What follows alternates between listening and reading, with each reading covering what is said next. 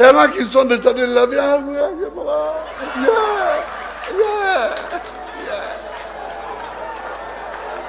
Au moment de la mort de De Gaulle,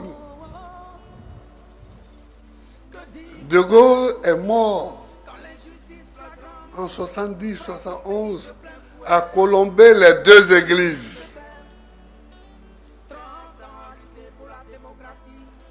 Tous les chefs d'État africains, ils sont allés au funérailles. Il y en a même qui sont descendus de l'avion en pleurant.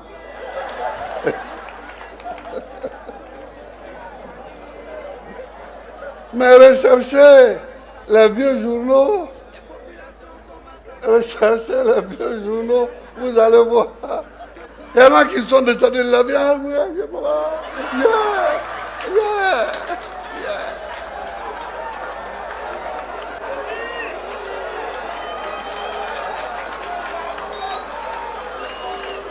Et quand ils sont revenus des funérailles,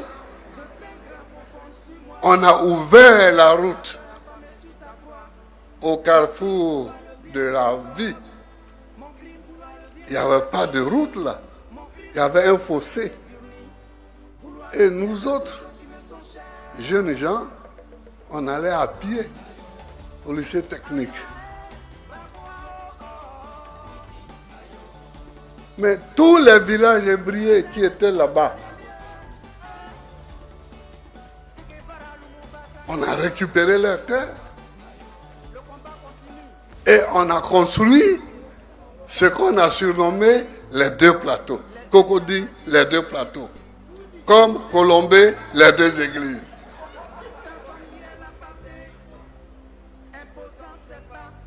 Mais mon amie Agomat, elle était députée de Benjerville. Entre Cocody et Benjerville, c'était la forêt. Quand nous étions petits, quand moi j'étais petit là, c'était la forêt, c'était des plantations. Aujourd'hui, allez voir. Entre Cocody et Benjerville, il y a la forêt encore là-bas. Mais ces forêts-là, ça appartenait à quelqu'un. Ça appartenait à des gens qui en tiraient leur nourriture.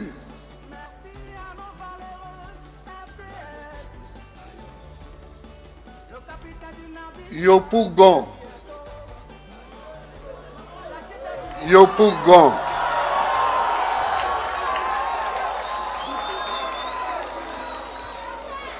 Je fais le tour pour expliquer comment progressivement on a spolié les Hébrieux.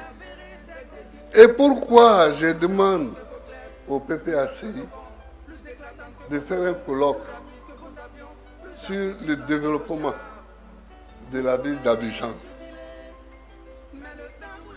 Pour que si une autre ville se développe, on évite les abus qui ont eu lieu à Abidjan. On évite les abus. Ici encore à Changon, vous avez la chance.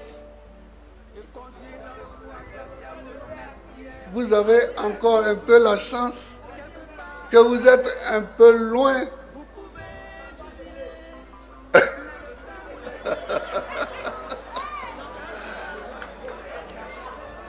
Yopougon. Yopougon. Il y avait Kouté.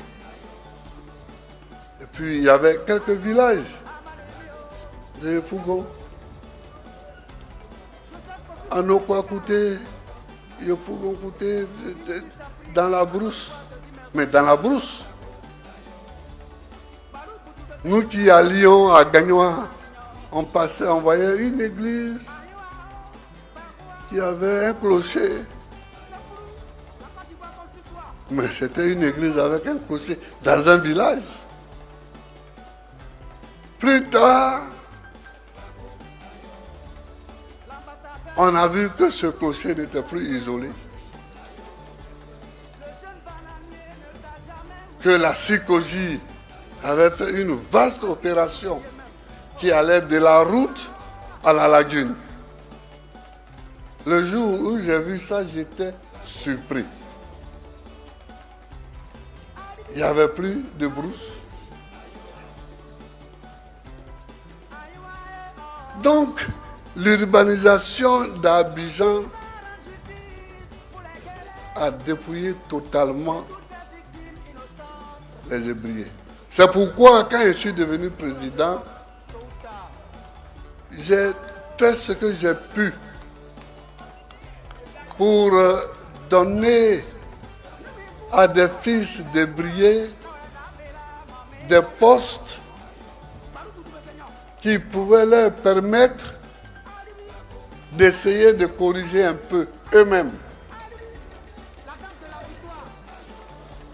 Parce que je me disais, si ça arrivait dans mon village, qu'est-ce qu'on deviendrait? Sinon, ce n'est pas parce que je suis particulièrement généreux, mais c'est parce que j'ai réfléchi un peu. C'est parce que j'ai réfléchi un peu. Donc, voilà, mes frères. Et il nous faut continuer à nous battre. Regardez Abobo aujourd'hui.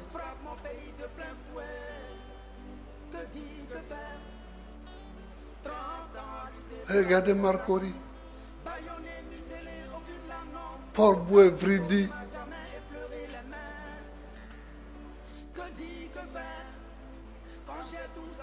Songo.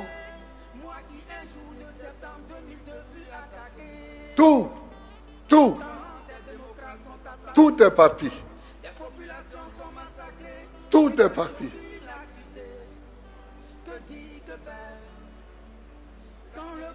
Je vous dis Yako pour ça. Je vous dis Yako pour cette grande souffrance. Parce que en Afrique, où les peuples sont paysans, un peuple qui n'a plus de forêt, qui n'a plus de brousse, qui n'a plus de surface cultivable, est misérable.